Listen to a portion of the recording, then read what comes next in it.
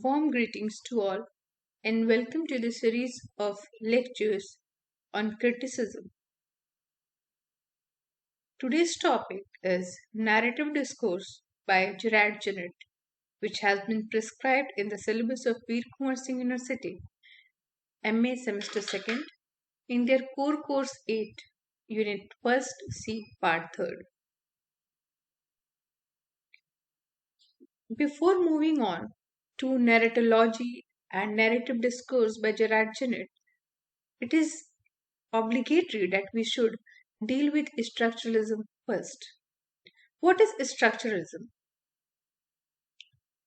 In a broader sense, it is a way of perceiving the world in terms of structures. First seen in the work of the anthropologists like Claude Levi-Strauss and the literary critic Roland Barthes, the essence of structuralism is the belief that things cannot be understood in isolation. Rather, they have to be seen in the context of larger structures they are part of.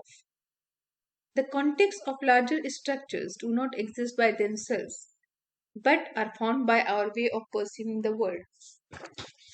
If we go deep in structuralism, we'll find that developed in the 20th century, structuralism is basically a movement of thought in the human sciences. It has advertently or inadvertently affected many disciplines such as philosophy, anthropology, and literary criticism.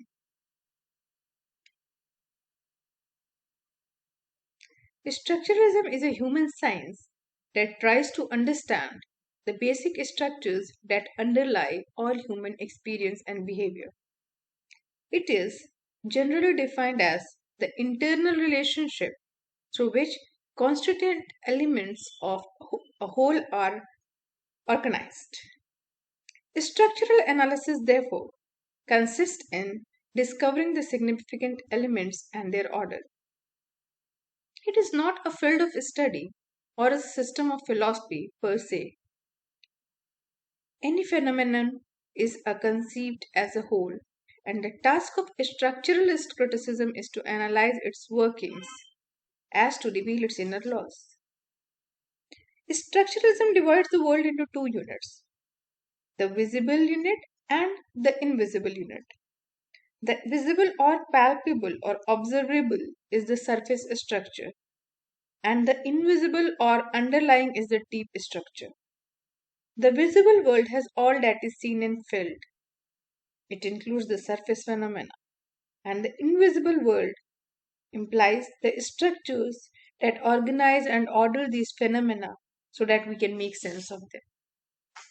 Now, as we have seen, structuralism is basically concerned about the structure that compose a particular unit. Now, in structuralism lies the seeds of narratology. Let us come to narratology and define it. Narratology is the study of narrative and narrative structures and the ways that these affect human perception. It is an anglicization of French narratology, coined by Zvetan Todorov. Its theoretical lineage is traceable to Aristotle, but modern narratology is agreed to have begun with the Russian formalist, particularly Vladimir Prop, who wrote Morphology of the Folktale in 1928. It can also be traced to Mikhail Bakhtin's theories of heteroglossia, dialogism, and the chronotone, which was first presented in the dialogic imagination. If we deal more deeply into narratology, narratology is concerned about the narratives. What is narrative then? A narrative is a story, whether told in prose or verse, involving events, characters, and what the characters say and do. Some literary forms, such as the novel and short story in prose and the epic and romance in verse, are explicit narratives that are told by a narrator. Now, what is narratology?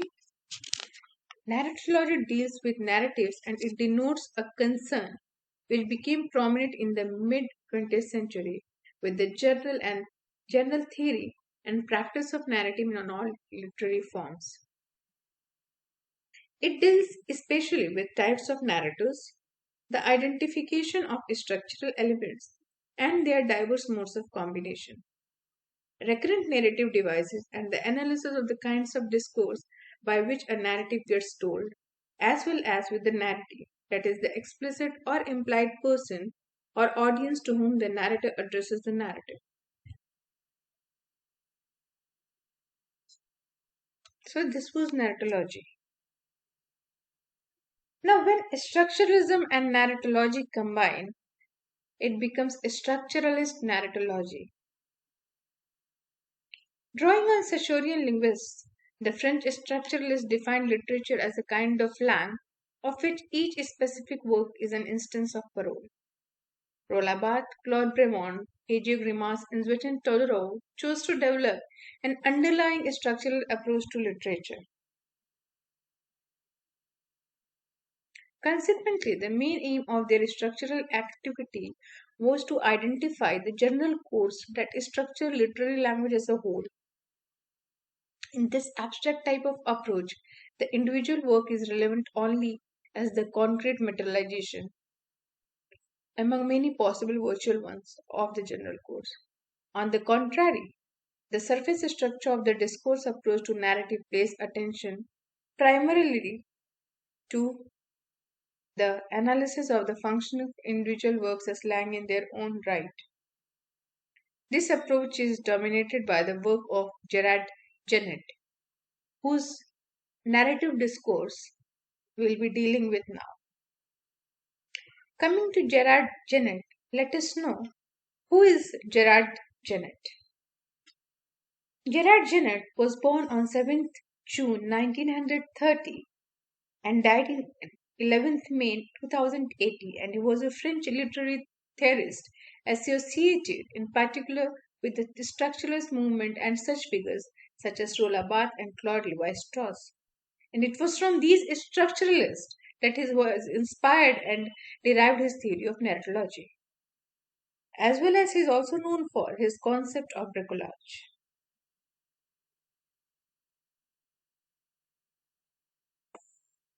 Now, what are the basic concepts that have been developed by Genette in his narrative discourse?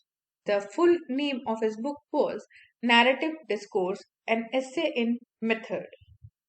In this book, he has been inspired by the work of narratologists like Vladimir Tropp's Morphology of the Folk Tale. Now, the five main concepts that were used by Genette are: he deciphered five aspects of narratology. That is, the narrative consists of these five aspects: order, frequency, duration, voice, and mood. In our next lecture, we'll be dealing in detail with these five aspects of narratology. Thank you, everybody, for listening patiently to me. Have a good day.